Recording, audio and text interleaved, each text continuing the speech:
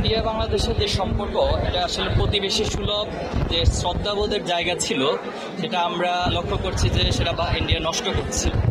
তো ডিপ্লোমেসির একটা কথা আছে যে মানুষ বন্ধু পরিবর্তন করতে পারে, কিন্তু প্রতিবেশী পরিবর্তন করা যায় না।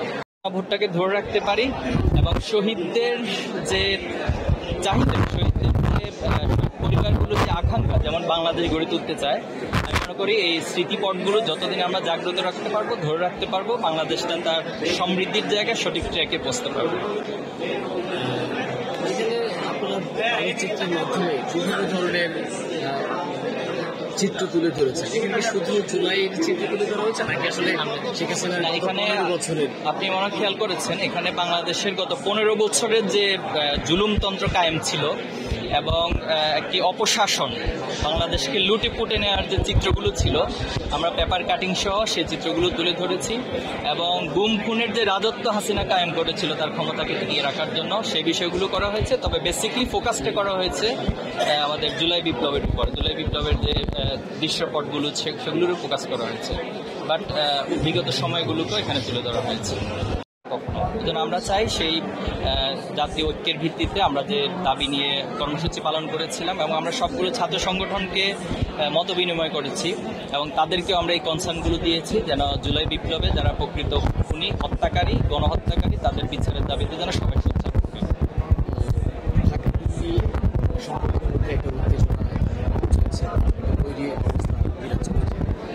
ইন্ডিয়ান মিডিয়ায় নানাভাবে অপপ্রচার তো চলছে। ছাত্র শিবিরের জায়গা থেকে আসলে সেই অপপ্রচারে করণীয় কি আছে বা কোন ধরনের পদক্ষেপ হচ্ছে? আচ্ছা, ইন্ডিয়া বাংলাদেশের যে সম্পর্ক, এটা আসলে প্রতিবেশী সুলভ যে শ্রদ্ধাবোধের জায়গা ছিল, সেটা আমরা লক্ষ্য করছি যে সেটা ইন্ডিয়া নষ্ট করছে। তো ডিপ্লোমেসির একটা কথা আছে যে মানুষ বন্ধু পরিবর্তন করতে পারে, কিন্তু প্রতিবেশী পরিবর্তন করা যায় না।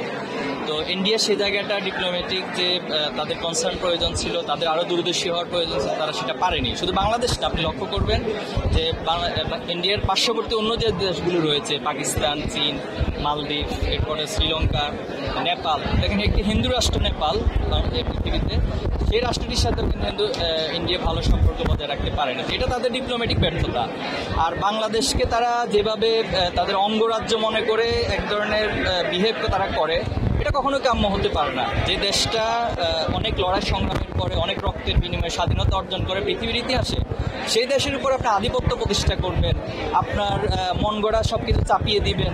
এরপরে বিগত সময় আমরা দেখেছি যে একটা অনির্বাচিত সরকারকে, একটা ফ্যাসিস্ট সরকারকে তারা নির্লজ্জের মতো সাপোর্ট দিয়ে গিয়েছে এবং সরকারে যারা ছিলেন তারা বলছেন যে আমরা ইন্ডিয়াকে এমন দিয়েছি তারা কখনো ভুলবে না। তো এটা তো কোনো প্রতিবেশী রাষ্ট্রের সাথে হতে পারে না। এটা আমাদের স্বাধীনতা সার্বভৌমত্বের জন্য হুমকির প্রকল্প। আমরা স্পষ্ট বলতে চাই, 5ই আগস্ট পরবর্তী যে প্রজন্ম তৈরি হয়েছে, এই প্রজন্ম তার রক্ত দিয়ে বাংলাদেশের প্রতি ইঞ্চি মাটিকে রক্ষা করে।